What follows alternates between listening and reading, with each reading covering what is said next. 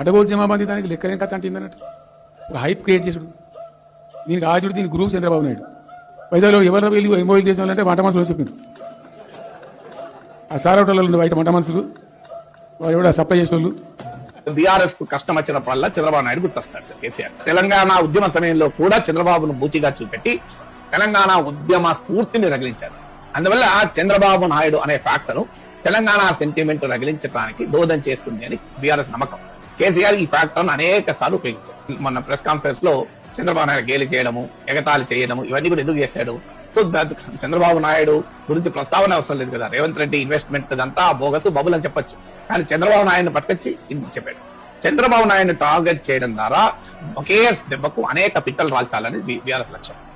రేవంత్ రెడ్డి మీకు నిజంగా కూడా చంద్రబాబు అభిమానులు తెలుగుదేశం శ్రేణులు రేవంత్ రెడ్డి అంటే ఊడిపోతున్నారు. అది ఎందుకో తెలియదు, కానీ మీకు ఆంధ్రప్రదేశ్ తెలంగాణలోనే కాదు, రేవంత్ రెడ్డికి సిగ్నిఫికెంట్ ఫాలోయింగ్ ఆంధ్రప్రదేశ్ లో తెలుగుదేశం శ్రేణులు కూడా రేవంత్ రెడ్డి అంటే చాలా అభిమానంతో పొంగిపోతుంటారు. సో అందువల్ల ఆ రేవంత్ రెడ్డి కూడా చంద్రబాబు నాయుడుకి సన్నిహితుడు అనే డైమెన్షన్ పట్టించి రేవంత్ రెడ్డి అటాక్ చేయాలి. అంటే ఒకే చంద్రబాబు నాయుడు ముందు పెట్టడం ద్వారా 3 ప్రయోజనాలు ఉన్నాయి. బీజేపీని దెబ్బ కొట్టాలి, రేవంత్ దెబ్బ కొట్టాలి, తెలంగాణ సెంటిమెంట్ రచించాలి.